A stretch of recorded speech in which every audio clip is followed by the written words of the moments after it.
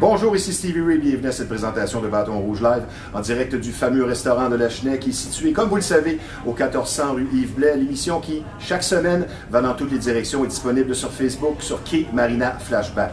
Une émission tout en musique. Aujourd'hui, nous allons avoir beaucoup de plaisir, ça je vous le promets. Notre deuxième invité est un DJ de longue expérience et sans dire qu'il est vieux, il débuta sa carrière au début des années 80 et pour les nostalgiques, il fera bon se rappeler des souvenirs du Palladium où il a fait vibrer les gens à l'époque au son du dance music de jadis, mais également aussi aborder la musique et les façons de faire d'aujourd'hui qui ont bien changé. Il aura toutes sortes de choses intéressantes à nous raconter. Nous recevrons donc un homme non seulement sympathique, mais bien articulé, DJ Serge Bouchard. Mais tout d'abord, un invité que j'avais bien hâte de re-rencontrer. Il est chanteur, danseur et producteur ayant connu beaucoup de succès et marqué l'histoire du dance music. Il est né à Chicago, il est déménagé tout jeune à Montréal et dès son premier album en 1979, il devint vedette instantanée avec son tube Everybody Get Up and Boogie, alors qu'il n'avait que 14 ans. De plus, puisque la musique est une question familiale chez lui, eh bien, sa sœur Rosalinde et sa mère Géraldine sont également des artistes fort connus. Avec nous, celui qui a passé toute sa vie dans le domaine de la musique, un ami, more than just a super singer, a very nice person, the immortal, l'immortel Freddie James. Hi, Freddie. Hi. How you doing? I'm doing good. Fine? Yes. You having a good summer? So far, so good. Yeah, that's good. Welcome to the show again. Thank you. We're going to try to make things different this time than your first visit. Okay. We don't want to repeat ourselves. You speak French, my first question, a bit? Because you've been here for 40 years, so you must at least understand it. I understand more than I speak. Yeah? Okay, I'll put you to the test. Okay? Just a simple question. Okay. Voulez-vous coucher avec moi ce soir? No. Okay, so it means you understand. I got that one for sure. So let's start things off now. What have you done lately, music-wise, back in the clubs, or you told me you did the outside Chicoutimi Festival. Yes. So what have you done lately? Since the last time we saw each other. Yeah, let's say in the past 3 months, the after COVID period. There's not much that's going on. No? You know, I mean, we did the beer festival in Chicoutimi, which was... You had fun there? Oh, you know what? Chicoutimi is amazing. Quebec is an amazing place. So, you know, we went there. It was amazing. Nice people. Very nice people. It rained, but they still came out. They still came out. Okay. And, you know, and they had a good time. That's so, good. You know, but it was nice to be on stage again. Oh, that's it, man. For you, it's like Like breathing. That's it. I'll do a little translation. J'ai demandé à Freddy s'il comprenait le français, puisqu'il est à Montréal depuis plus de 40 ans. Et je lui ai passé un petit test, je lui ai demandé s'il voulait coucher avec moi ce soir. Il a dit non, donc on voit qu'il comprend bien le français. Et je lui ai demandé ce qu'il fait depuis l'après-Covid, qui est presque terminé, cette période malheureuse. Il a dit qu'il a été au festival de musique de Chicoutimi. Il a eu du plaisir, mais il a plu là-bas. How was the COVID period for you? Because I think must have been very hard on you because you need to practice, you need to see people, you need to perform. Yes. We did a lot of online Zooms. Okay. We did some videotaping.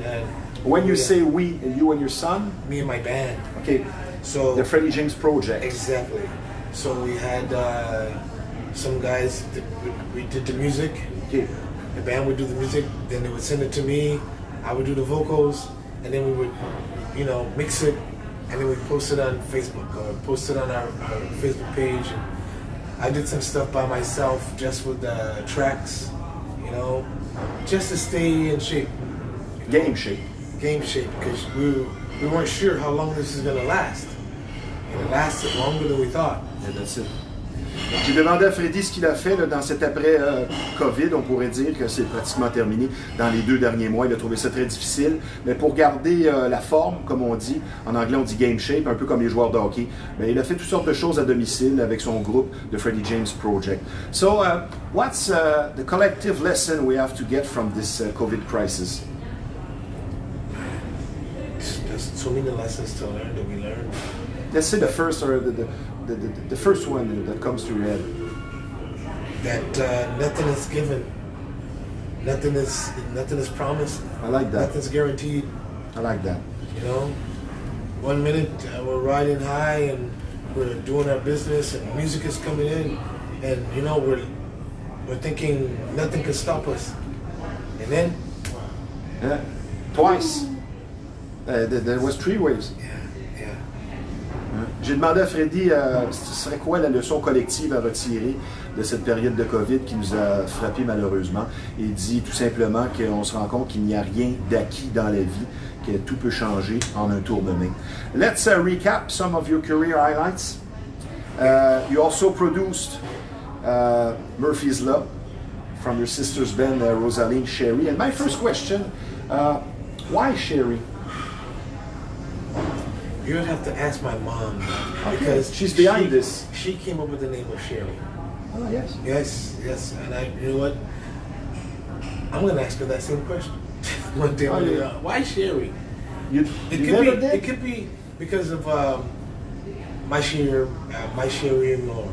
My Chérie d'amour. Luckily every summer day. Remember Stevie Wonder? So I think it may have came from that. Okay. You know, from that, because I can't. There's no food. That's by that. There's no clothes. It's got to be musical, something musical, because that's what Probably. You know, Yes. that's what I think it is. And she was thinking of her daughter, Yep. Sherry, Yep. Rosalinde. She's still in the band? No, No? she's doing her own thing now. I think it's been 2 years. It's been longer than that. Oh, yes? Yeah, 2016. Yes. Yeah, 2016. Time flies. Very fast as we get old. We're so old, Freddie. We have the same age. No, right? not old. We have the same age, mature. Freddie. We're mature. I would say so. J'ai demandé à Freddie, lui qui a produit de sa sœur, le groupe de sa sœur Sherry, d'où venait le nom Sherry. Il dit que c'est probablement sa mère.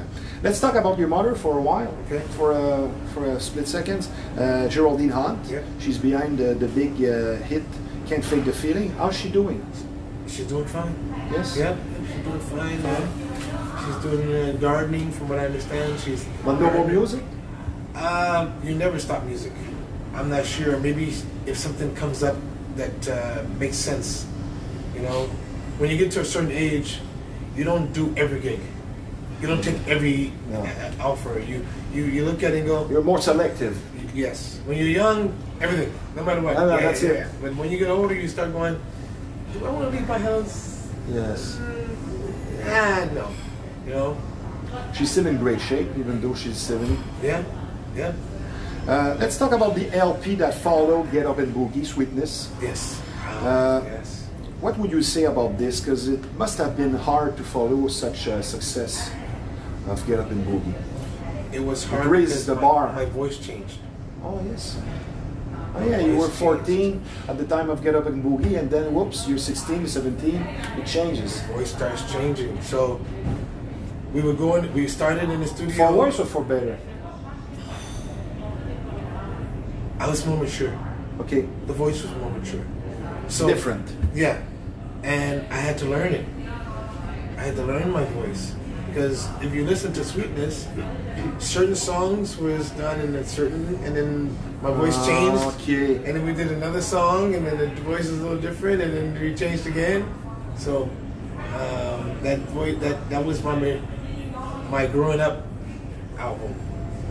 J'ai demandé à Freddie, il y a un album qui s'appelle Sweetness qui a suivi le grand succès de pour son premier album, Everybody Get Up and Boogie. Si la barre était haute, il a dit tout simplement que sa voix avait beaucoup changé, étant donné que son premier hit, il n'avait que 14 ans, c'était ça le défi. Now, after all those years, let's talk about 1980. Okay. And all the success. When you look, when in your souvenir, you think about 1980, does it look far away for you? Sometimes. It's been 40 years. Yeah, 40 years. You know what? It doesn't seem like it's far when I hear a song from that era. It's like I'm back there. I'm like, wow. And certain songs, I know exactly where I was, what I was doing. and you just go, oh wow. Oh, the girls you were. I'm married. I don't talk about that. Okay. That was a long time ago. J'ai demandé à Freddie si 1980 et son succès Everybody Get Up and Boogie lui paraissait loin. Il a dit ça dépend des jours et parfois ça nous rappelle des souvenirs, mais effectivement ça fait quand même 41 ans. About the way of living in the past, in those years, sometimes you feel nostalgic about all those things, all those times, the 80s, or you just live one day at a time? Well, I go back, but I can't stay there too long because I need to plan what's coming up. But those years make who I am now. And, you know, I remember someone said one day, they said, if I knew back then what I know now. Well, you did so well. You know what? I don't regret my life. I lived, I experienced. Well, you're a disciplined person. I am disciplined. My grandmother did that to me. My grandmother. It's probably one of your secrets. You know, I was very fortunate not to. I grew up in the 80s. Yeah. You could have been on drugs and alcohol and everything. Coco Douglas and Rick James. And Rick James and all the. You met Rick James? He came to our house. Rick James came to your house? Yeah. Remember when they used to do the Telethon of Stars? Okay. He was on that show. Wow. And because my mom was on the show also, he found out that we were from Chicago, and my grandmother said, I'm making greens and cornbread and black-eyed peas. He's like, oh, I gotta come to your house. So he came to my house. Rick James came to our house. Was he straight that day? Yes. Yes. He was very nice person. Very nice person. And that day he was with us. So I don't know after that. Freddie nous dit qu'il était discipliné dans sa carrière, ça l'a aidé. Et on a parlé un petit peu justement d'un artiste qui n'était pas très discipliné, et qui est donc mort depuis, Rick James, qui était venu chez lui dans les débuts des années 80. Rick James qui a marqué l'histoire du dance music avec plusieurs succès. Multiple successes in your case. Nominations like the Juno Awards in 1980, Most Promising Male Vocalist. In 85, you appeared in the Montreal production Hair. In 87, a role in the film A Wild Thing. Mm-hmm. In 92, the hip-hop album Coming to the Jungle. 1999, you appeared in your mother's album Sultry, Jazzy, and Sexy. When you look back at the peak of your success at age only 14, with Everybody Get Up and Boogie, was there too much pressure at times for a young teenager of only 14 years old? Yeah. You're not prepared. You're not prepared for it.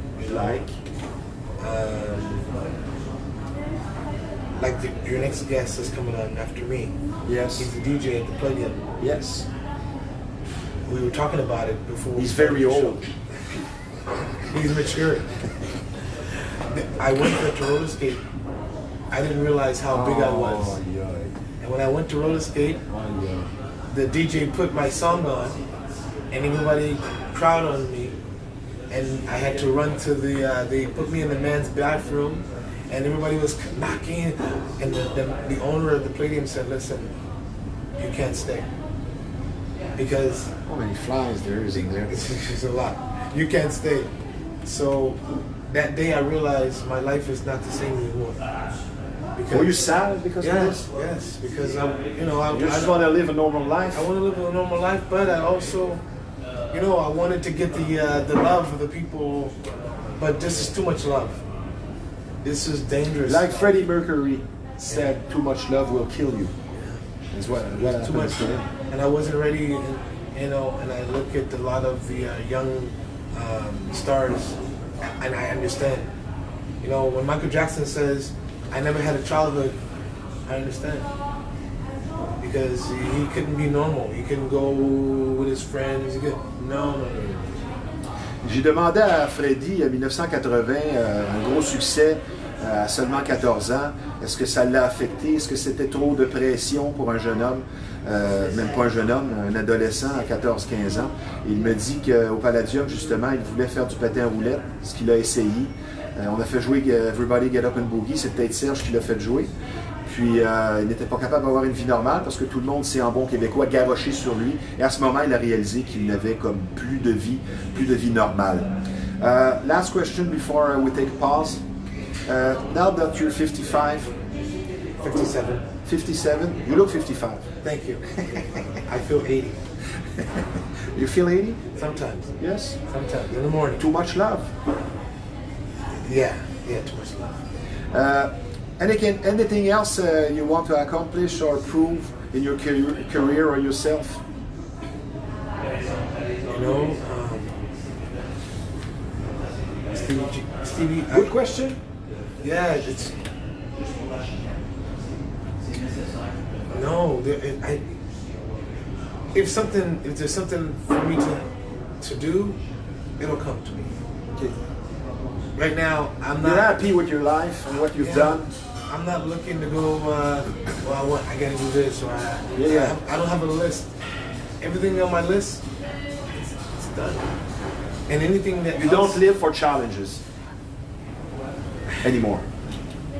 The only thing I want to do now is sing music to make people happy.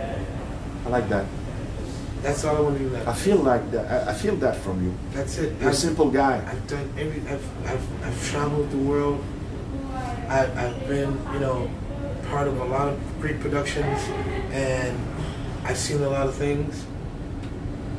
I can't say that if tomorrow, if I pass, I can say, I didn't do that, or I lived a good life. And you'll still be there at 80. Well, take a pause, my friend Freddie. Okay. J'ai demandé à Freddy si à l'âge de 55 ans, mais là, il a 57, s'il avait encore des défis, des choses à se prouver à lui-même ou musicalement parlant. Il a dit qu'il avait une belle vie. Tout ce qui comptait pour lui, c'était de faire vibrer les gens. Et j'ai bien aimé sa réponse. Je vous rappelle donc que vous regardez Bâton Rouge Live en direct du fameux restaurant de Lachenay qui est situé au 1400 rue Yves Blais. C'est un endroit imbattable quand on parle de bons repas. L'atmosphère est chaleureuse, mais n'oubliez pas, il n'y a pas que la viande rouge ici, le menu est complet. Je donne le numéro de téléphone de ce restaurant de choix, situé, je vous le rappelle, au 1400 rue Yves Blais. Le numéro de téléphone pour les réservations, dans le 450, c'est le 581-1888. Je vous rappelle également que nous sommes présentement en conversation plutôt avec un artiste complet qui a marqué l'histoire de la musique, spécialement du dance music, soit Freddie James. Maintenant, sur une note un peu plus sérieuse, vous allez être traité avec beaucoup d'écoute et de compréhension. Si vous vivez une infestation, vous avez compris ici qu'on parle de bébites. Et pour certaines familles, c'est carrément un drame. Et plus vous attendez, plus le problème va s'aggraver. Donc, c'est important d'appeler au plus vite. Donc, la solution Rive-Nord Extermination, 35 ans d'expérience qui vous attendent sur place, une entreprise familiale très sérieuse et un service personnalisé. Le numéro de téléphone pour la solution Rive-Nord Extermination dans le 450, c'est le 582-6706. Maintenant, vous êtes amateur de chasse et de pêche, l'endroit pour vous, c'est Performance Chasse et Pêche, une entreprise qui porte bien son nom. Beaucoup d'expérience qui vous attendent sur place puisque ce très beau magasin existe déjà depuis bientôt 25 ans, une bonne réputation, tout simplement, le numéro 1 de la Rive-Nord quand on parle de conseils et de bas prix. Allez voir François, le propriétaire, un chic type, c'est situé au 303 Notre-Dame à Repentigny. Performance Chasse et Pêche, là où la passion se vit à chaque saison. Next question, my friend Freddie. When we talk about talent, charisma, and presence, you have worked with many people in the music business. Who's the most impressive person you've met after me? Wow. That's a good question. I like that. I like that comment. That is a good question. There's a lot of people I've worked with. Just one that comes to your mind that was a special person for one reason or the other. The first person, René Simard. Ah yes, René Simard. Yeah. Why? His joy? I met him when he was my age. Okay, so he understands you. Yeah, well, I understand what he was going through later. And he was really nice. Like, he was one of the biggest stars I ever met, and he was the nicest person. And right there was like, I want to be like that guy. Nice person, down to earth, So that's the answer to the next question. The most influential artist or person on you, on your career, would be René Simard? No. No? Michael Jackson. Michael Jackson, why? Because his work ethic. Okay. I never smoked because Michael Jackson didn't smoke. That's good. Yeah, I didn't drink because Michael Jackson didn't drink. I worked hard because. So you're a he worked hard. down-to-earth person, and that's one of your secrets. That's, well, my secret is my grandmother. My grandmother was the one who put me down. You know, it depends on the people around Just you. like me. My Yeah. grandmother. Yes. Yeah, and the people around you. If you have people around you that treat you differently because you're somebody, then you're gonna not understand. But if you have your friends around you, I still have my friends from high school. That's good. No matter how big I got, they still slap me in the back of the head. Wow. That's So good. it kept me. It's like I'm no different than this guy. I'm no different than that guy because I have a record, because I'm on TV. No, I'm not I different. understand. And that it kept me, and I love that. I love that about Even the flies. Even loves the you. flies. It's like all over the place. J'ai demandé à Freddy, on a parlé des influences sur sa carrière, les gens qu'il a rencontrés qui l'ont le plus impressionné. Et il nous a mentionné René Simard, qui à l'époque le comprenait. Ils se comprenaient mutuellement puisqu'ils vivaient la même chose étant jeunes et des vedettes. Il a parlé de sa grand-mère qui a eu beaucoup d'influence sur lui. What are you the most proud of in your career? Maybe your longevity? Yeah. Yeah. I'm giving you the answer, but Yeah, you did. probably is this. Being in this business, like I didn't think about it. 40 years. 40 years. More. It's like more like 43, 44. Wow. You're old. I'm old. But to be able to still do it the way I do it and still people want to see me perform, Yes. that's, for me, that's a big achievement for me. Freddy nous explique probablement le haut fait d'armes, ce dont il est le plus fier dans sa carrière, c'est sa longévité. Parce que quand il pense à 1980 ou 1979, c'est plus de 40 ans derrière nous. Donc ça fait quand même un bail. Next question. This one you're gonna like. In all that you've been doing in the music world, in your life, what's your best moment, your best souvenir? My best souvenir. One that comes to your mind? Wow. Another good question? Yeah. I like that. Wow. My best souvenir. The Palladium? No. The first thing that comes to my mind is, I don't know if you remember, Salon Disco Oui. at the Velodrome. Serge, t'as-tu travaillé là, toi? At the Velodrome. I was there with Anita Ward. I need a war, ring my bell. Yeah. Wow. Instant Funk. Ah, Instant Funk. I'm still listening to those songs. Come on, you know, get it. Body Shine. Anytime. Tonight is. But you sing those songs in your Freddie James project, I would say. Sometimes I put it in. Alright. So I did that show at the Velodrome, and it was the biggest disco show in the world. I think it's the biggest to this date. And Is it on YouTube? I don't know if it's on. I would love We're to. gonna check this out Yes. later. Disco Salon. Was Wow. it 1980? Could it be? Could be 1980 Disco Salon because it was a big show. It was that. That was a big show for me, and meeting Gloria Gaynor Oh, wow. at the Olympic Stadium when not Evel Knievel, but there was another guy who was doing jumps. He would do jumps and what? anybody you look this up because he did it at the Olympic Stadium, and he was jumping trucks. He was jumping 18-wheelers. He didn't make it though. He didn't make it. And Gloria Gaynor performed at the show that night. J'ai demandé à Freddy ses plus beaux souvenirs en carrière. Il nous a parlé du Vélodrome en 1980, alors qu'il était à l'affiche avec Anita Ward de Ring My Bell, si vous vous rappelez pour les plus vieux, et Instant Funk, dont un des hits et des tubes était Body Shine. Il nous a parlé également après... c'est quel artiste que tu nous as dit après? Which one? I got my mind made up. Come on. Ouais, that's it. Next question. You've Yes, been sir. in the music business all your life. Yes, sir. Can you compare in some ways the two eras? The disco era, 1980, 1975, let's say 83, and now? Man. Is it impossible to compare? Wow. Well, take off the 'Cause pandemic. it's so different. When we take the pandemic away, Yeah, and let's go back to when we're. Yeah, let's say 2 years ago.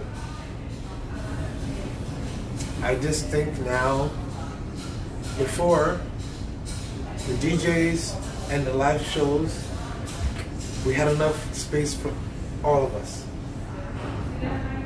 Now, there's no room for the live shows. There's more DJs. The DJs have taken up, I mean, people wanted live music back before. Now, I don't know if it's because of money, is it because of, economics, is it because of space? They want something smaller, but same impact, so they go to DJ. J'ai demandé à Freddy de nous comparer l'époque des années 80 et la fin des années 70, l'époque disco avec aujourd'hui, disons juste avant la période COVID. Il nous a dit que maintenant, il y a beaucoup d'applis, peu d'élus. Il y a tellement de DJ, il y a moins de place pour les artistes. OK, not much time left. There's a storm of questions. Okay. You answer by a word, a name, or a Okay. sentence. Okay. Best female voice of all time, Ooh, after man. your mother. Wow. To me, it's Donna Summer. We're gonna have the ex-husband of Donna Summer on the show, Bruce Sudano. Oh, wow. Pour les gens, nous sommes censés avoir l'ex-mari de Donna Summer, probablement in a Zoom session, sur Zoom. Bruce Sudano, qui a été le conjoint, le mari de Donna Summer, mon idole, durant 33 ans. Et il a composé Bad Girls. He composed Bad Girls. He's on the cover. He's the policeman on the cover Really? of the Okay. Bad Girls album. Cool. So what's the best female voice of all time? Aretha Franklin. Aretha Franklin. I like this answer. Best male voice of all time. And you cannot answer Elvis Presley or yourself. No. Stevie Wonder. Stevie Wonder, oh, that's good.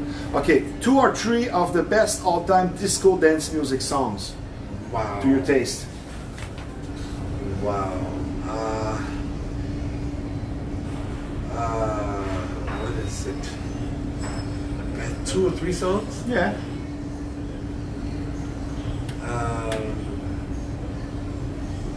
Stop, man, you got me. You're killing me.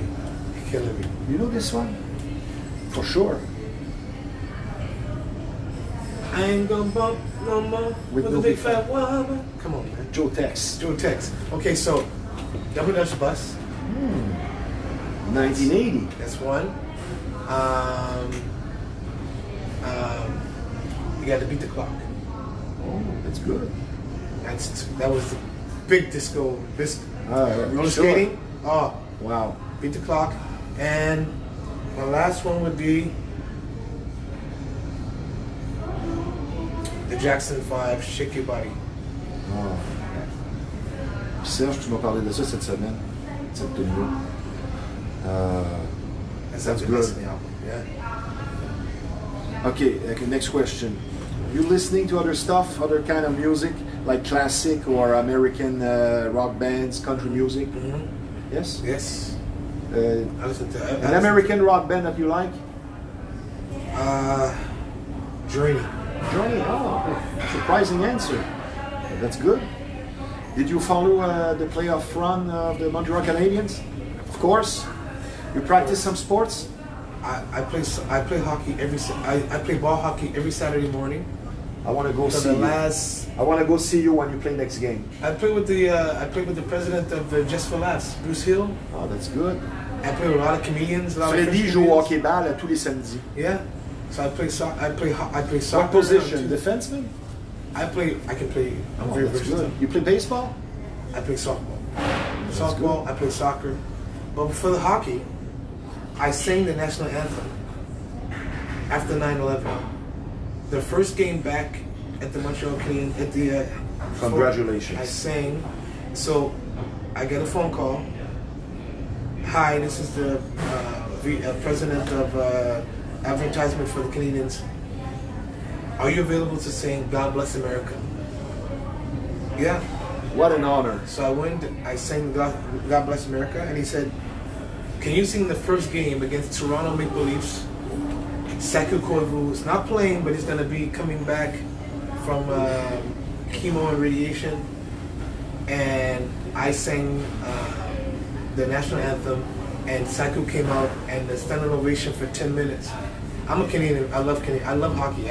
I never knew about hockey when I lived in Chicago, but I saw Guy Lafleur the first time playing. I saw him on TV, and I was like, this guy's amazing. That was it.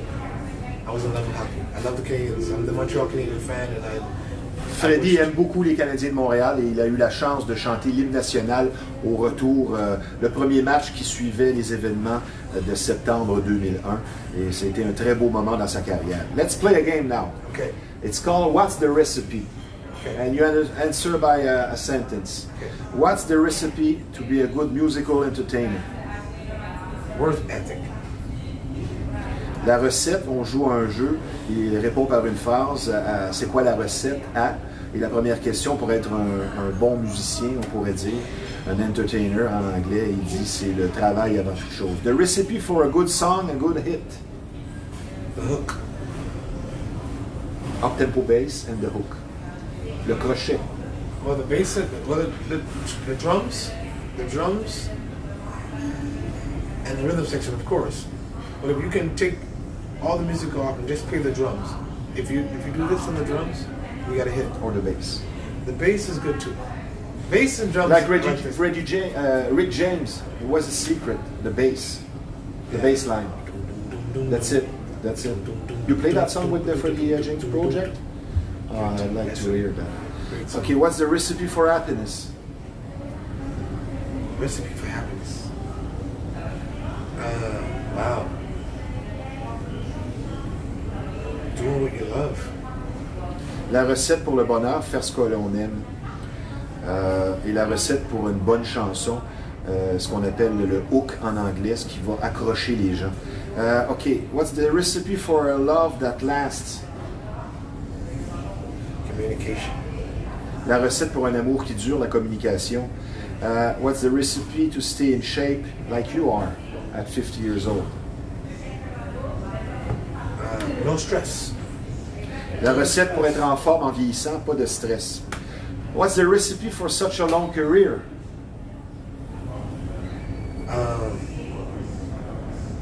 That's hard work and work ethic, because you can do whatever you want, but if you're not, you don't have a good discipline and work ethic, and you're not willing to work hard, Oui. you can forget it. Your advice to young musicians with aspirations that want to make a career, what would you say in one sentence to them? Listen. Le conseil aux jeunes artistes qui veulent percer, c'est d'écouter. And when I mean listen, don't just think you know everything already. And that you're good. Learn to listen to the past and listen how other people did it, because there's a formula there. You know, there's a formula. You're not going to create the wheel. You can't. The wheel's already made, but you can modify it to make it better. But you got to go back and find out, how did he make it in the beginning? Oh, he did that. Okay, and now I can do. Too many times the new generation, oh, I'm going to do something different. I'm going to do something new.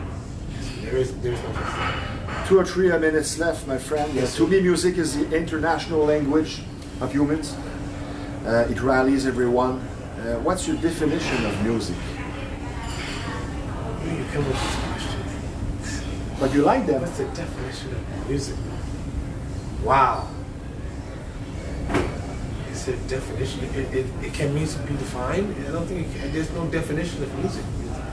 So you like mine, the international language of humans. That's what it is. You know, I've played in places where they didn't understand. Let me explain something, because you put me on the spot. I've been living in Quebec for over 40 years. Everybody asks me, why you don't understand, why you don't speak French? I played River de Loup, I played Chicoutimi, I played Saint-Île, Baie-Comeau. I played in places where they don't only speak English, but every time I go there, It's a different French. yeah, well, not only that, but they don't want to look. They always ask me, "Don't speak French. I want to learn English." So they never made me uncomfortable to learn French. You have a good excuse. I'm telling you, every time I went to these places, but they're the most, you know, you play places where they don't speak English, but they love music. Freddy nous explique pourquoi il se fait dire souvent pourquoi il ne parle pas français. Question que je n'osais pas lui poser. Et il dit partout où il va. Moi, j'ai mentionné que tu vas à Chicoutimi, Montréal, c'est pas le même français. Il dit, on lui dit de ne pas parler français parce qu'on veut apprendre l'anglais, donc il a une bonne excuse. You see something mystic in the music that we call the fourth dimension? What? You see something, let's see something strange about the music, the effect that it has on us, something of mysticism. That's why they call it the fourth dimension. See, I never thought of it like that, but it is mystic because music, you can be down and you hear a song and you're up. Or you can be, you know, you're sad about something, the song comes on, it makes you even sadder. J'ai demandé à Freddy s'il voyait quelque chose d'un certain mysticisme. On dit que la musique, c'est la quatrième dimension. Moi, personnellement, c'est ce que je crois. Et il dit effectivement que la musique, il y a quelque chose de mystique là-dedans. Is being a spiritual person one of your secrets of your longevity and success? And when you say spiritual for me, I'm spiritual with my music. Okay. I'm very spiritual with my music.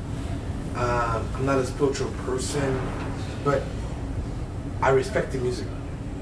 I respect it because it has power. Okay. You know, it has power. I remember when James Brown in Boston, Massachusetts, when they were having the riots, and they were saying, James, you shouldn't go on stage. And James says, I have to go on stage. And they asked him, can you go on stage just so you can calm everybody down? And James Brown went on stage and he calmed everybody. They calmed, you know, they say music calms the beast. It can. Music is very powerful. Il nous explique, Freddy, que la musique a beaucoup de puissance. Il donne l'exemple d'une représentation, je crois, in Boston, où la foule était peut-être un peu survoltée. Et James Brown, sur scène, a calmé les gens en quelques minutes seulement. So, thanks for being here. If they want to see the Freddie James project, what can we do? We're going to be at La Bacon. It's a cabaret club down in Montreal. When? If you go to www.labacon.com, Okay. you'll find all the listings. What's the date? We'll be there September 11th. 9/11. That's a Saturday? Saturday night. Okay, I'll try to be there, Freddie, Right. with my girlfriend. Call early because, you know, because of social distancing. I want to be on the stage. Be careful. Okay, thanks again. You did some great things in your life, in your music business. You're a music man, but first and foremost, you're a real nice person. Thanks, my friend Thank Freddie. you. Thank you. You're a nice person. Thanks. Thank you very much. I appreciate that. See you. See you Probably in September. All right. If not, soon. No, we'll call each other. Okay. We'll meet. All right. Thanks, Freddie. Very nice. Je vous parle maintenant d'un garage dont la réputation n'est plus à refaire, soit Sam Auto, qui est situé au 1133 Notre-Dame. Le garage, comme je vous le dis, où la confiance règne, le travail est bien fait, le respect du client, c'est ce qui compte en premier. De longues explications et de longues années d'expérience vous attendent sur place. J'aime bien dire, moi, personnellement, que ce sont les tops de la mécanique. Sam Auto, situé au 1133 Notre-Dame. Maintenant, je vous parle d'un gym qui offre ambiance et compétences, soit TriStar Gym, c'est situé au 530 Notre-Dame à Repentigny. Une très belle salle de musculation qui vous attend sur place. Et pour pratiquer tout sport de combat, c'est l'endroit pour vous. Beaucoup d'expérience sur place. Et quand je parle justement d'expérience, on va répondre à vos besoins. Coach Yves Jabouin, qui est également propriétaire de l'endroit, pour vous dire, à 31 combats MMA en carrière. Donc, on est là pour répondre à vos besoins, ça c'est bien certain. Donc, ambiance et compétences, TriStar Gym au 530 Notre-Dame. Maintenant, notre deuxième invité, restons dans le merveilleux monde du dance music. Il fera réfléchir non seulement les nostalgiques avec ses nombreux souvenirs, mais également les plus jeunes avec ses vues sur la musique d'aujourd'hui. Très expérimenté, on ne pourra jamais sortir le DJ, la musique que l'on retrouve en lui. Du dance music, il en a toujours mangé, écouté et fait jouer. Avec nous, quelqu'un dont l'entre-gens n'a d'égal que son verbe coloré. Il est dans la musique par le travail et non une question de hasard. DJ Serge Bouchard. Bonjour Serge. Bonjour Stevie. Ça va bien? Mon Dieu. J'avais bien hâte de te rencontrer. Moi aussi. De dire au téléphone, ça clique, tu as une longue expérience et tu as beaucoup de points de vue, ça va être pas mal le fun. La COVID, ça a eu quelle influence sur toi musicalement parlant? Parce que c'est sûr, sur la vie personnelle, c'est pas facile, mais dans ton cas, qu'est-ce que ça a fait? Stevie, je te dirais que la COVID, pour moi, la musique a été salutaire pour moi. Oui. S'il n'y avait pas eu la musique avec ça a été... tu parlais de quatrième dimension tantôt avec Freddie, là. Puis je pense sérieusement que ça a été difficile pour beaucoup de monde. Je me considère très chanceux parce que j'ai gardé la santé. Mes proches n'ont pas été affectés. Mais il reste que ça a eu un impact majeur. De par le travail que je fais, j'étais confiné dans le sous-sol pendant 1 an. Et si la musique n'avait pas été là, si je n'avais pas été capable de prendre de pause musicale, ça aurait été pas mal plus. Écoutes-tu d'autres choses aussi, exemple du country ou tu es dans le dance music, pas mal dans le vieux disco, c'est pas mal je vais écouter du indie, je vais écouter du rock. Oui, Freddie parlait tantôt de Journey, j'adore Journey, j'adore. Ma conjointe aime beaucoup le rock, fait qu'on essaie de faire un mix des deux, je te dirais, on est assez là. Trop, c'est comme pas assez, fait qu'à un moment donné, il faut changer. Serge, dans ton cas, pas de flafla, un homme avec un bel entre-gens, tu fais dans la simplicité, tu n'as pas de nom de DJ avec une consonance personnelle ou bizarre, c'est tout simplement DJ Serge Bouchard. Pourquoi? Gardez ça simple le plus possible. Comme certains autres. Et voilà, c'est qui je suis, c'est ça. Oui. Je disais dans la présentation que ça fait vraiment longtemps, sans dire que tu es vieux, que tu es DJ. Oui, c'est une question de passion, c'est une question de talent, mais il y a une part de travail là-dedans. Oui, absolument. Parce qu'il y a beaucoup de up and down dans ce métier-là, et c'est ça que les jeunes doivent comprendre. Il y a une part de travail. Absolument. Il faut dire qu'à l'époque, quand j'ai commencé, dans mes tout débuts, Stevie, ça fait... Je pense que je devais avoir 12-13 ans quand j'ai commencé à mixer des chansons. Puis mixer des chansons, on ne parle pas avec 2 tables tournantes, là. On parle dans le salon chez mes parents avec un récepteur Candle, probablement acheté chez Distribution Consommateur, que j'avais la chance de pouvoir mettre de position sélecteur entre radio FM et phono. Et j'avais une table tournante et quand une chanson jouait à la radio, un canal jouait la radio et l'autre canal jouait la table tournante. Fait on parle de loin, là. Il y a eu une évolution qui a été faite, définitivement. Pour les gens qui pensent souvent au passé, on dit parfois des passéistes, tu as été DJ au début des années 80 dans un endroit qui est passé à l'histoire. On en parlait tantôt avec Freddie, le Palladium. Oui. Je crois de 80 à 83 ou quelque chose dans le style. 82. Tu as été là 3 ans. Tu as été à la Cachette où tu as rencontré ta conjointe. Oui. Un endroit que je fréquentais. Probablement que j'étais là sans le savoir, mais tu étais le DJ sur place. Tu as également été au Club Soda. Tu as fait beaucoup d'événements, que ce soit des mariages, parade de mode avec Guy Aubry. Oui, au tout début de ma carrière, effectivement. Une fois, j'ai eu cette chance-là. Si on parlait du Palladium, qui a marqué l'imaginaire des gens qui ont connu ça, le patin à roulettes, on en parlait également avec notre premier invité tantôt. Tu me dis quoi sur cette expérience de vie? Mon Dieu, ça a été inestimable, une des plus belles expériences. Il faut comprendre qu'à l'époque, le patin à roulettes, entre guillemets, c'était la place de rassemblement pour les jeunes. Pour ceux qui se souviennent où était situé le Palladium, qui aujourd'hui est occupé par la Grande Bibliothèque de Montréal, on n'avait pas besoin de sortir du métro de Montréal pour aller au Palladium. Tout se faisait à l'intérieur, puis des files d'attente qui descendaient jusqu'au métro. C'était ça, le Palladium, c'était l'espèce de studio 54. Une soirée de 1000 personnes, c'était la folie, c'était la folie. Une belle période aussi pour un jeune de 20 ans. Oui, c'est quel âge tu avais en 82? Ben, je suis né en 65, donc... c'est ça, tu avais à peine 17 ans, tu étais déjà DJ. Oui, c'est bien ça. Tu as aussi, depuis 2 ans, l'émission Dimension D. Oui, tu me disais, j'aimerais que tu me parles de ça un peu pour les gens. Dimension Deep est venue au monde, on a fêté notre 24e émission le mois passé.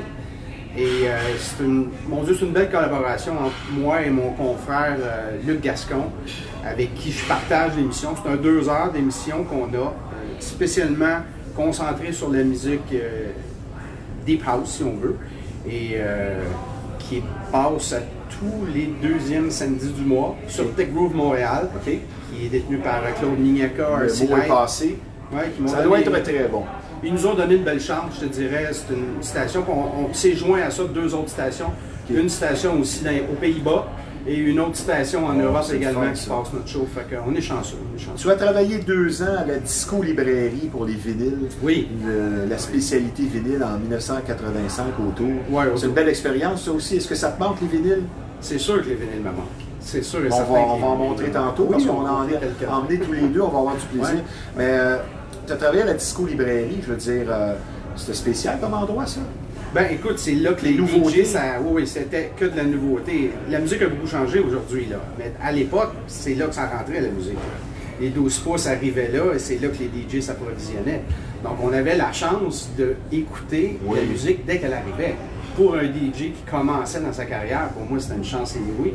Fait que, oui, j'ai beaucoup aimé l'expérience. Tu te définis, quand on parlait en pré-entrevue, comme un gars qui regarde en avant, donc tu n'es pas nostalgique, même si tu apprécies encore grandement la musique des années 70-80. Je pense que c'est le temps de faire la fameuse comparaison avec la musique d'il y a 30 ans et aujourd'hui, parce que tu vas raconter des choses et émis des commentaires que j'aimais beaucoup. Tu dis avant, c'était la qualité, la richesse, la rareté, et maintenant, c'est tout simplement un bien de consommation. Absolument, absolument. Et c'est ce qui fait, Freddie parlait tantôt de la multiplication des DJ qui s'est passée avec les années. Puis je pense que c'est un peu ça qui a causé justement ça. Avant de pouvoir s'acheter un 12 pouces qu'on payait 12 $ en importation, à 17 ans, tu n'as pas les moyens d'en acheter 100 ou 50 par semaine. On s'entend là-dessus. On se contentait des 45 tours à 1,49. Et voilà. Alors qu'aujourd'hui, le bassin de disponibilité de cette musique-là, quand tu es DJ qui commence dans la vie, c'est infini. C'est infini. Et si tu me parlais maintenant, la définition de tâche d'un DJ n'est vraiment pas la même en 1982 qu'elle l'est en 2020. Et tu as, je dirais, des points de vue assez tranchants là-dessus, sur la multiplication que l'on voit des DJ d'aujourd'hui, qui dans le fond, ça ne veut pas dire grand-chose. Mais si tu fais une comparaison au point de vue du métier de DJ, entre 1982, disons, et 2021, tu me dis quoi? Parce que tu as un point de vue bien arrêté, toi, là-dessus. Tu me parlais des divas.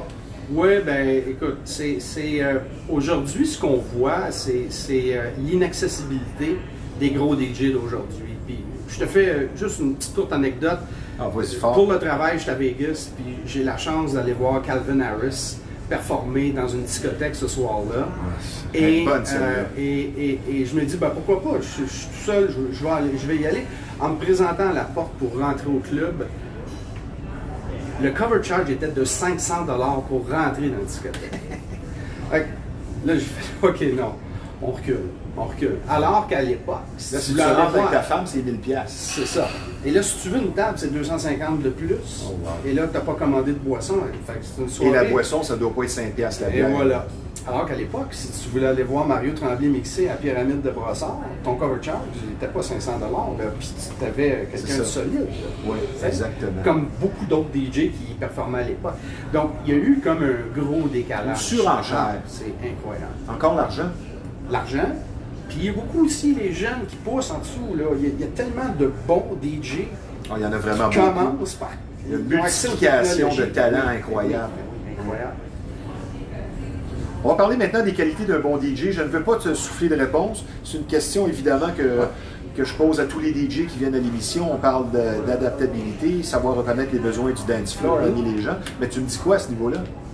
Moi, je te dirais, c'est d'être capable de garder ton monde, d'être capable de bien satisfaire. Reconnaître les besoins du dance floor. C'est ça, de bien sentir ta crowd, tout en respectant ton propre style. C'est-à-dire que s'il y a des demandes spéciales qui ne fitent pas avec le style que tu as, Ah, comme quelqu'un qui vient te demander un latino en pleine période de trance ou de peu importe, de vieux disco, là, ça ne marche pas. Là. Puis les gens ne comprennent pas ça des fois. Il faut se respecter. Insistent. Oui. Étais-tu tanné des fois, toi, des gars chauds qui te postillent au visage? Ou qui échappent le café, comme DJ Pod le disait, échappe le café sur ta console? Je te dirais que partout où j'ai travaillé, Stevie, j'avais la chance d'avoir une bonne sécurité au niveau de la console. OK. C'était très clair que j'avais juste à claquer des doigts, puis Ouais. ça se faisait nettoyer tout de suite. Ils ne laissaient pas, à l'époque... Mais les grands endroits, c'est ça. c'est ça. Mais si tu te retrouves dans une petite boîte, ça peut être particulier C'est avec sûr. la proximité des gens. C'est sûr, c'est sûr. Qu'est-ce qui fait une bonne prestation selon DJ Serge Bouchard, une satisfaction du travail accompli? Qu'est-ce qui fait une bonne prestation pour toi quand une soirée est terminée? Le travail, la concentration, la persistance. Ouais. Il faut être concentré sur ce qu'on fait. C'est quelque chose de précis, à mon avis. C'est quelque chose de méticuleux. Le choix musical est là, oui, mais il y a aussi... moi j'aime beaucoup pas me qualifier, mais J'aime beaucoup me rapprocher le plus possible de la perfection au niveau des transitions musicales. Pour moi, c'est super important parce que c'est ça qui m'a attiré quand j'étais jeune. Ben, je pense que c'est ta marque de commerce. Oui. Chirurgien, un petit peu chirurgien, ouais. J'aime quand la transition est parfaite. Ben, si tu n'es pas perfectionniste dans le domaine de la musique, je pense que tu n'es pas dans le bon domaine. Exactement. Un petit peu peut-être aussi comme le journalisme, je veux dire.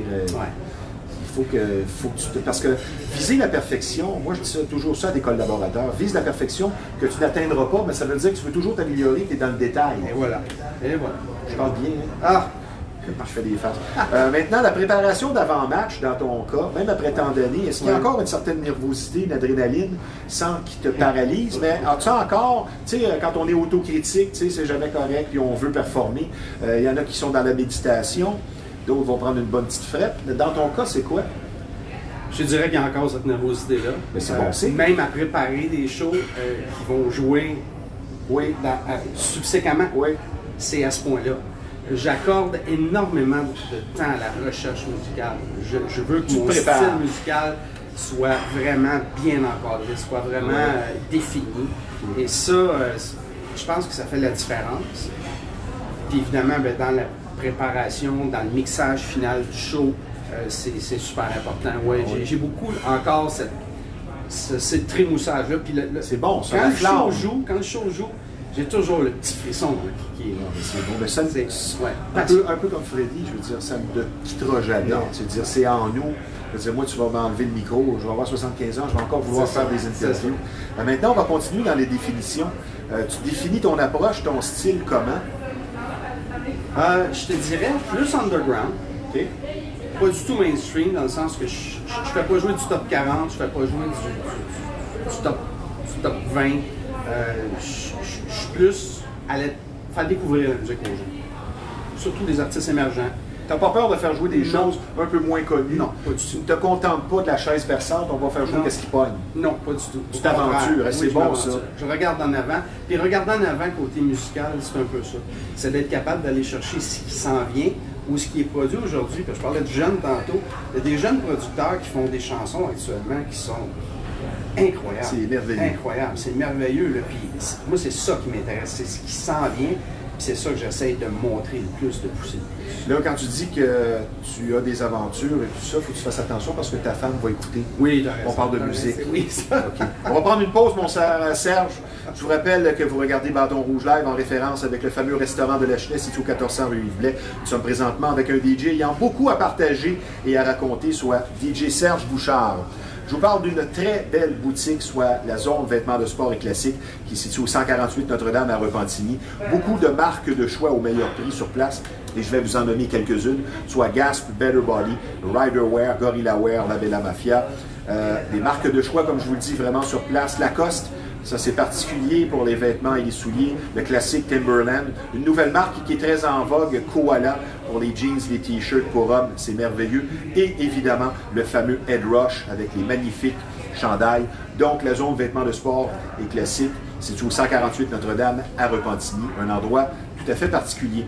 Je vous parle d'une entreprise maintenant où qualité et services sont au rendez-vous, soit M Pavage. Votre entrée de maison ou de votre commerce a besoin d'être rafraîchie. M Pavage est le spécialiste, dis-je bien, à consulter. Quand on parle d'entretien, d'entrée, d'asphaltage, de nettoyage, de colmatage de fissures et d'application de scellants protecteurs, votre entrée redeviendra comme une neuve.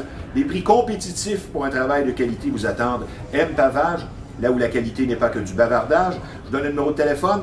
Dans le 514, c'est le 754-0069. Mon cher Serge, nous allons maintenant philosopher un peu, musicalement parlant, pour les nostalgiques, les gens qui s'ennuient un peu de la belle époque, mais aussi pour les plus jeunes qui n'ont pas connu cette belle époque, comme je le dis si bien, les années 70, 80, 90, la période disco, dance music.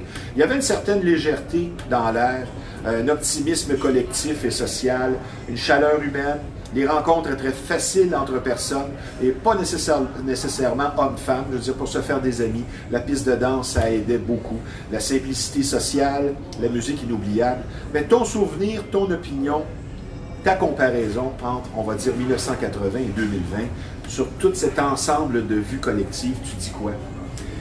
Je dirais que ce qui a influencé beaucoup la vue collective musicalement parlant, puis le fait de côtoyer des gens, c'est l'avenue des technologies comme les médias sociaux. Ça a tout changé. Ça a tout changé. On le voit aujourd'hui encore, les clubs prennent de moins en moins de place, les gens se déplacent de moins en moins. Permis de piste de danse. Twitch, et voilà. Ça me tue. Oui, effectivement. Twitch, beaucoup de prestations, beaucoup de DJ, il y a une masse importante qui n'était pas là à l'époque. Si vous voulais aller voir un DJ ou tu allais dans un club à l'époque, comme tu disais tantôt, c'était facile. On avait nos spots préférés puis tout le monde allait là. C'est pas quelque chose qu'on voit aujourd'hui. On dirait que les gens se déplacent moins, puis personnellement, je pense que c'est beaucoup relié aux technologies. Tu m'as dit un commentaire que j'ai bien aimé. Présentement, plusieurs DJ inconnus et jeunes peut-être meilleurs dans leur sous-sol que de jouer à la vedette. Il faut faire attention. Ouais. Parce que le domaine du DJ, c'est un cercle fermé. J'aimerais que tu élabores là-dessus. Ben, écoute, tu peux te vider le cœur, c'est le temps. Si on compare, on fait juste la comparaison. À l'époque, je me souviens, moi, quand j'ai commencé à mixer réellement, mon premier mixeur, c'était un mixeur de Radio Shack.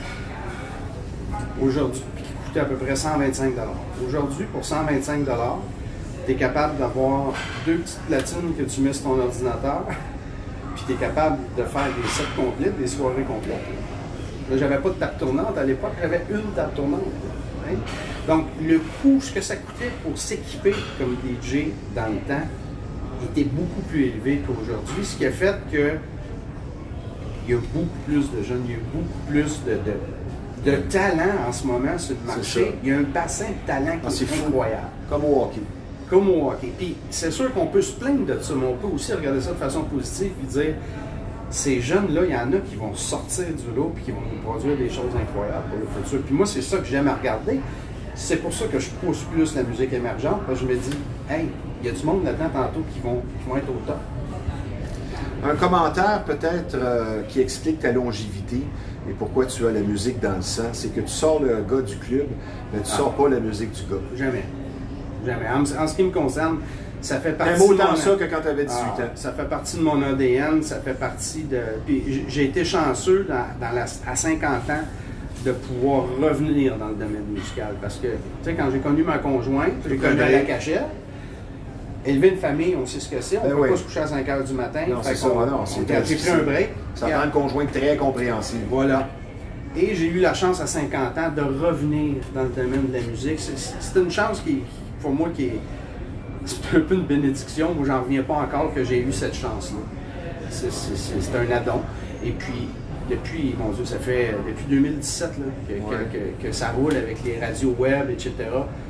C'est tellement un beau passe-temps, c'est tellement agréable. Je pense qu'on peut comparer l'artiste DJ à n'importe quel autre artiste. Il a besoin de créer. Oui, absolument.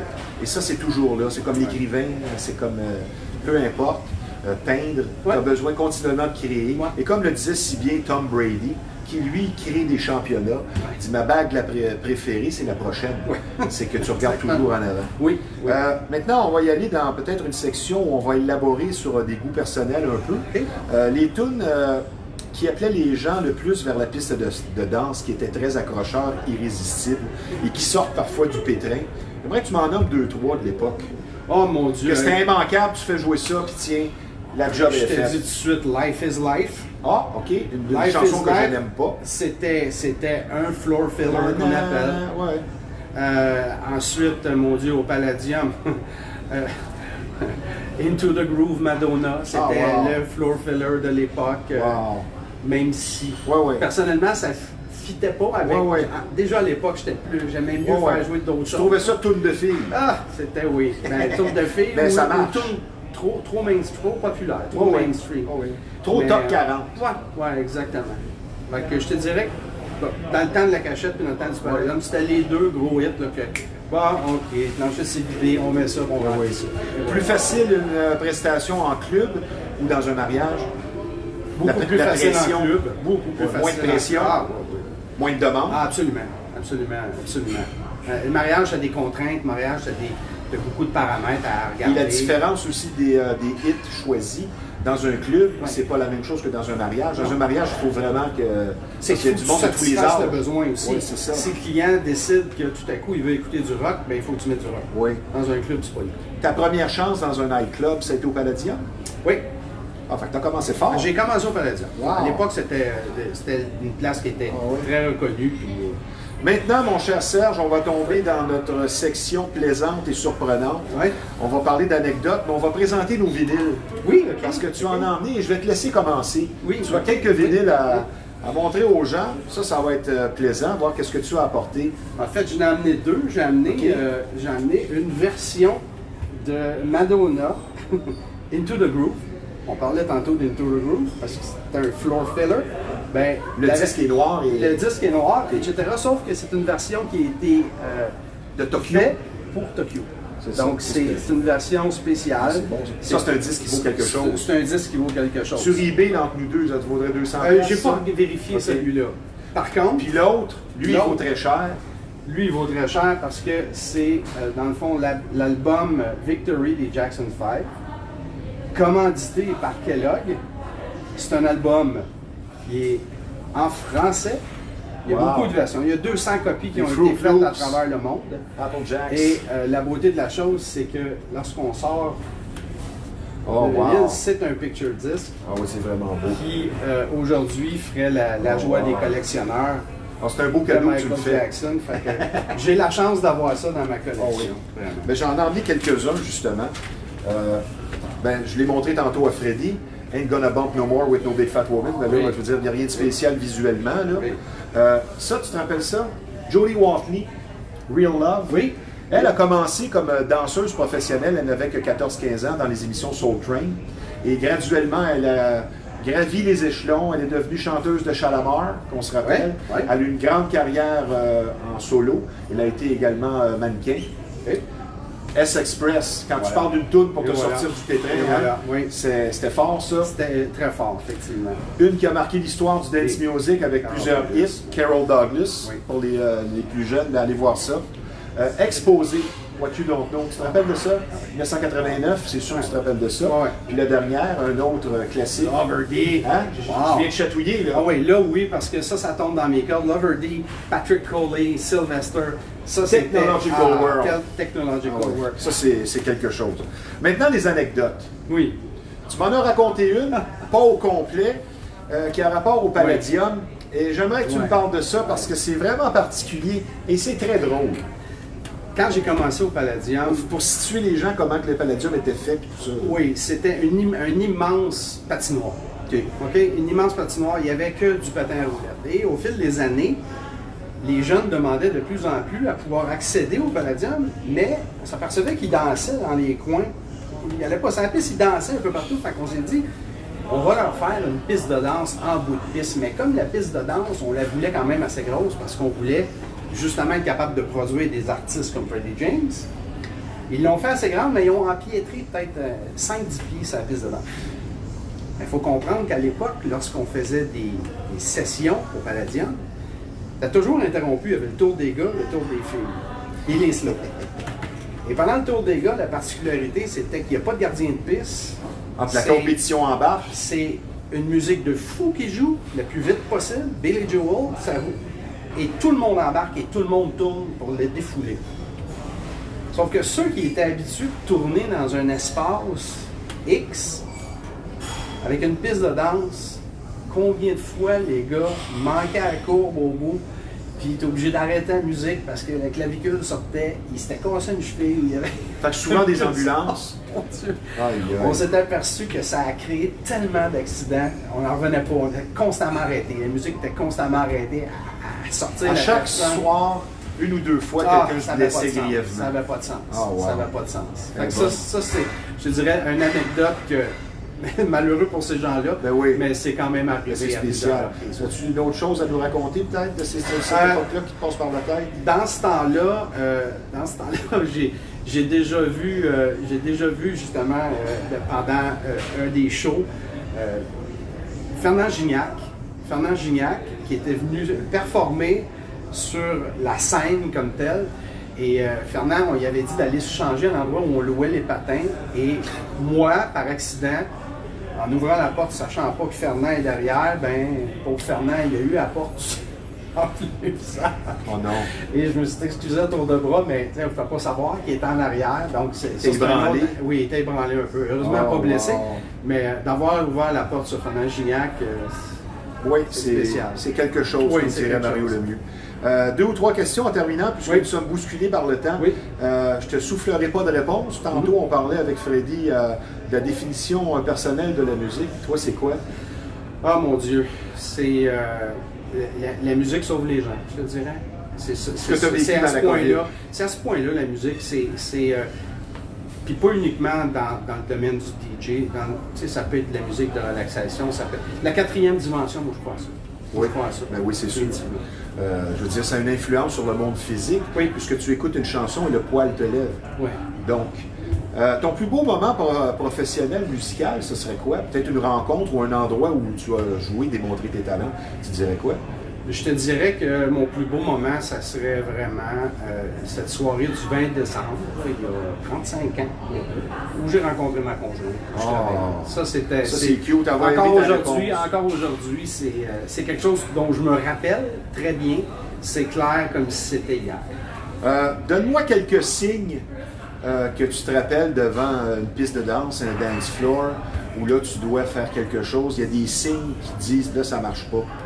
Là, il faut changer de rythme ou quoi que ce soit. Y a-t-il des signes particuliers que tu pourrais... On les connaît, mais que tu me dis que c'est en même temps, ben, c'est peut-être une leçon pour les plus jeunes. Dire, quand vous voyez tel phénomène, ça veut dire ça. Tu me dirais quoi? Je te dirais, les gens qui dansent sur un plancher de danse, puis qui le font avec cœur, Et ça se l'autre, ressent. c'est juste suivre à Ça un se moment donné. ressent. Ouais. Lorsque tu sens du mouvement qui est saccadé puis qui est très, Pas très... juste suivre la donne. Là. Ouais. Something's wrong. Ouais, ça, j'aime ça. Qu'est-ce que tu Something's racontes. wrong. Et dans les clubs, oui, continue. Et c'est vraiment quelque chose que tu ressens. Faut le vivre pour le comprendre, ça. Quand même qu'on dirait aux plus jeunes, soyez attentifs à ça. Si le jeune ne l'a pas vraiment vécu, de mettre la prochaine chanson puis de voir la réaction changer, il comprend. Il faut qu'il passe par là. Freddy le disait tantôt, il y a beaucoup de jeunes qui disent « Ah, on veut faire mieux, on va faire mieux », mais il faut apprendre aussi. Oui. C'est important. Puis ça fait partie de Écoutez, l'apprentissage. Oui.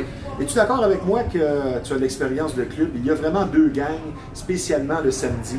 Ceux qui étaient sur place, disons, dès 23h, puis qu'à minuit et demi, changent de place. Oui. Puis là, à minuit et demi, tu avais un autre gang qui arrivait après un petit down dans le club. Là, à minuit et demi, 1 heure. Là, oups, ça se remplit parce que ce sont des gens qui arrivent d'ailleurs. Oui. Mais vraiment, le samedi, il y a 2 clics. Il y a deux gangs. C'est Oui. vraiment ça le samedi. C'est vraiment ça. C'est pas comme ça le jeudi puis le vendredi. C'est le samedi. Il y a comme au milieu de la soirée un petit creux de vague. Ouais. Puis là, il y a des gens qui quittent, d'autres qui arrivent. Et je te dirais même, j'irais même jusqu'à dire que ta gang du jeudi est différente de ta gang du vendredi et est aussi différente de ta gang du samedi. Chaque soir est complètement différent. Ma préférée, c'est le vendredi soir. 2 dernières questions. Tu me réponds par une phrase. L'importance de l'humilité dans le travail du DJ.